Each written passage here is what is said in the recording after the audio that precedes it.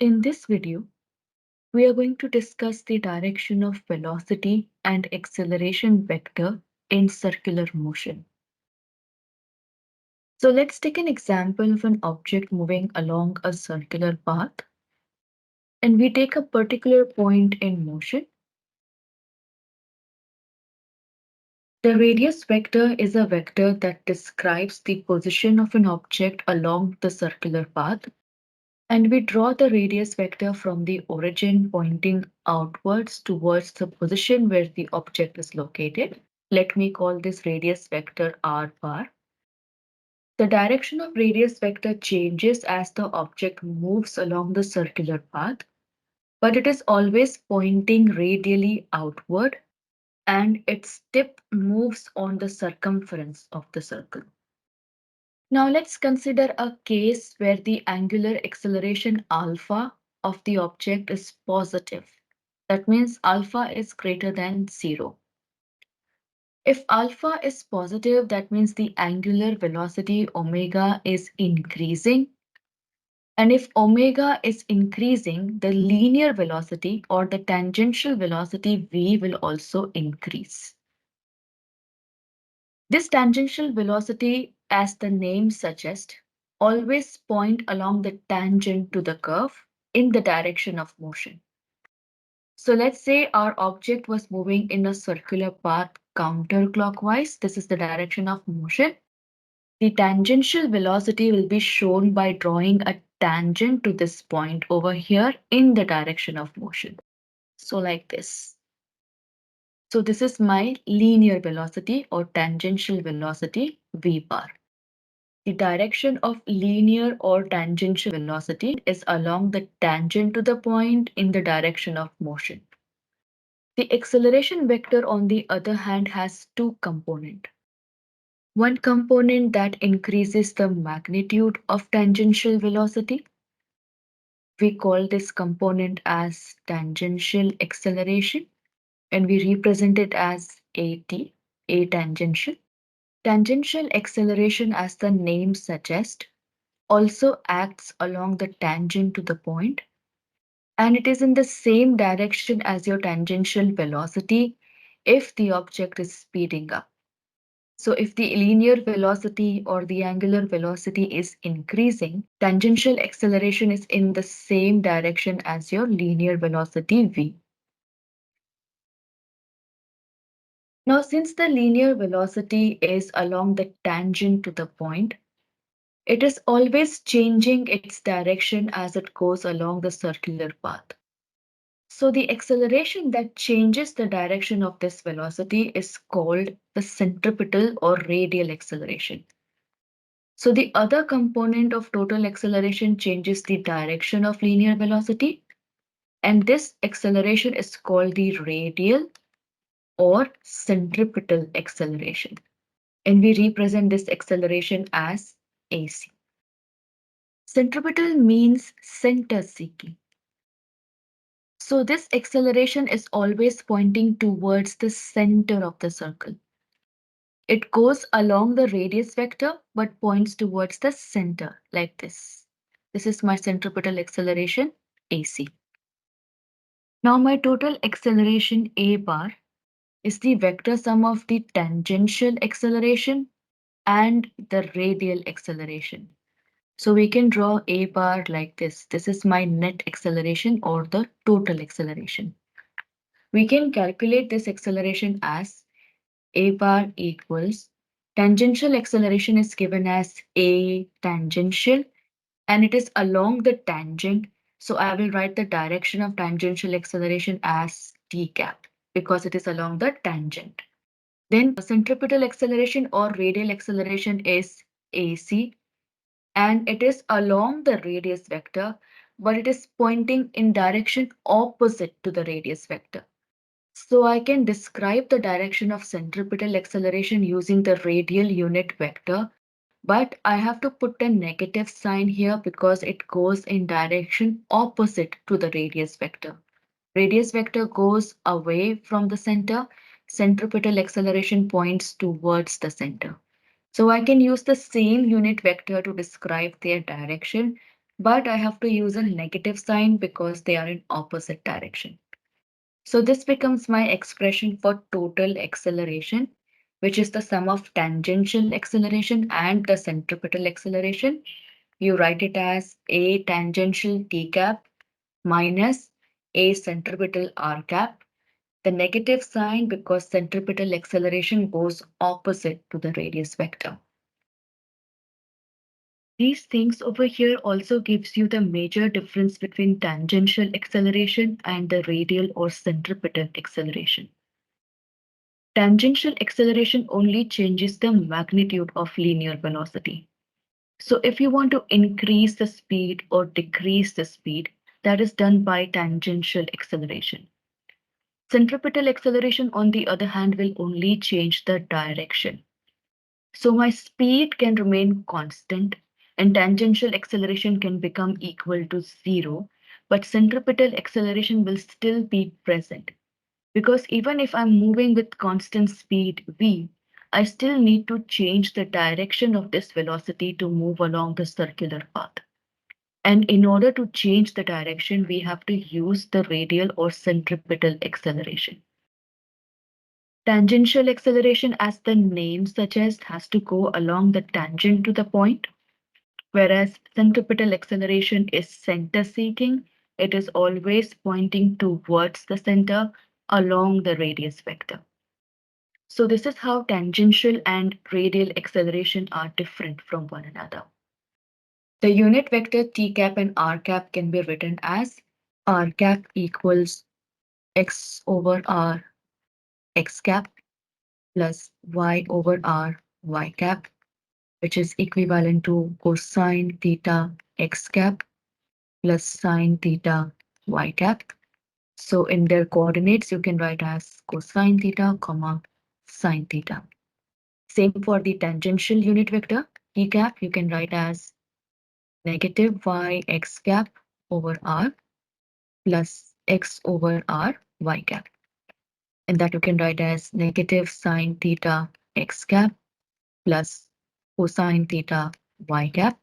Or in coordinate forms, you can write negative sine theta, comma, cosine theta. These are the values of radial unit vector and tangential unit vector. Radial and tangential unit vector are always perpendicular to each other. So when you take dot product of these two vector r cap dot t cap, it should come out to be zero because they are perpendicular to each other. So here we can summarize all the direction in the situation when angular velocity is increasing. You have the radius vector, tip always move on the circumference of the circle and it points away from the center. Then you have the tangential or linear velocity, which is along the tangent to the point in the direction of circular path. Tangential acceleration, again, if the speed is increasing, it is along the tangent to the point in the direction of tangential velocity. Centripetal acceleration towards the center, radially inward, opposite to radius vector. And if centripetal acceleration is towards the center, centripetal force Fc will also point towards the center of the circle. Angular velocity, on the other hand, you find by using the right hand rule. You curl the finger of your right hand in the direction of circular motion, and your thumb points in the direction of angular velocity, omega. Now let's discuss another case where the angular acceleration alpha is less than zero. Alpha being less than zero, that means the value of angular velocity omega is decreasing and your linear velocity or tangential velocity v is also decreasing. Now, in situations where angular acceleration is greater than zero, this means that angular acceleration alpha and angular velocity omega are in the same direction. And if they are in the same direction, that means the object is speeding up. If the object is speeding up, the tangential velocity v and the tangential acceleration a must also be in the same direction. Now, in situation where alpha is less than zero, that means the object is slowing down. And if the object is slowing down, angular acceleration and angular velocity must be in opposite direction. And this is the situation where the object is slowing down. And if the object is slowing down, then the tangential velocity and tangential acceleration at must also be in opposite direction. So if this is my radius vector r bar, and then we have the tangential velocity v bar, and here is an example where angular acceleration alpha is less than 0 and the linear velocity is decreasing. So when we draw the tangential acceleration, we have to draw it along the tangent but opposite to the linear velocity v. So this is my tangential acceleration at. Centripetal acceleration, on the other hand, will still point towards the center. The direction of centripetal acceleration does not change. I will call this AC. And then my resultant vector A bar will be vector sum of these two quantity. So this is your resultant A. So whenever the object is slowing down, the direction of acceleration and velocity has to be opposite. And if it is speeding up, acceleration and velocity must point in the same direction. Now let us discuss another situation where the angular acceleration alpha is 0. If the angular acceleration alpha is 0, then the angular and linear velocity remains constant. The magnitude of this velocity will remain constant. In this situation, the tangential acceleration, which is responsible for changing the magnitude of linear velocity, will be 0. So there will be no tangential acceleration. But since the velocity is still changing its direction, since it is moving along the tangential path and it has to change its direction moving along the circle, there will still be centripetal or radial acceleration AC. And again, AC will be pointing towards the center, along the radius towards the center. So when an object is in uniform circular motion, uniform means the magnitude of velocity remains constant. Tangential acceleration is 0 in this situation, but centripetal acceleration is still present because this acceleration helps to change the direction of velocity when the object is going along the circular path. Earlier, we discussed the expression for total acceleration, which was written as the vector sum of the tangential and centripetal acceleration. So we have acceleration A bar equals tangential acceleration T cap minus centripetal acceleration R cap. Negative sign here again because centripetal acceleration and the radial unit vector are in opposite direction. Now the relationship between tangential and angular acceleration is A tangential is equal to R times the angular acceleration. Whereas centripetal acceleration AC I can write as R times omega squared. And when I substitute this value, you get A bar to be equal to R alpha T cap minus R omega square R cap. If you take the R outside, you get the same expression as alpha T cap minus omega square R cap. And you can find the magnitude of the total acceleration as square root r square alpha square plus r square omega to the power 4, which is nothing but the Pythagorean theorem. Take the first term square plus the second term square. And again, if we take the common term outside, you can rewrite this expression as r square root alpha square plus omega to the power 4. R square is common in both, and when you take it out of the square root, it becomes just R. So this was the analysis for the direction of velocity and acceleration vector and the magnitude of total acceleration. Now let's discuss example 9.4. A rock attached to a string moves clockwise in uniform circular motion. In which direction from point A is the rock thrown off when the string is cut?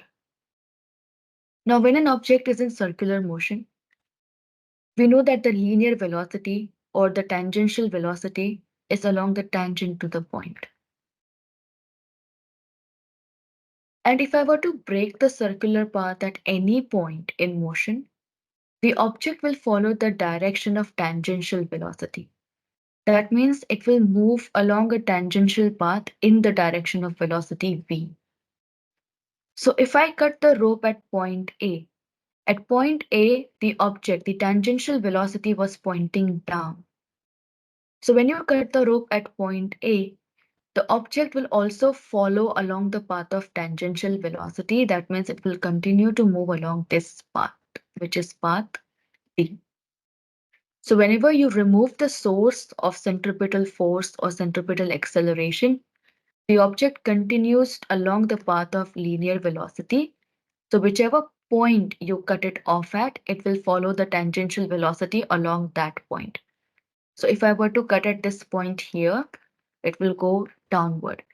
If I were to cut at point 2, it will go to the right. If I were to cut it at point 3, it will go upward in the direction of tangential velocity. Question 9.1. An object is moving in a circular path. If the centripetal force is suddenly removed, how will the object move? So like we discussed before, if we remove the centripetal force, the object must move along the tangential path in the direction of tangential velocity. So that is same as option D. It will move in the direction in which its velocity vector points at the instant the centripetal force vanishes.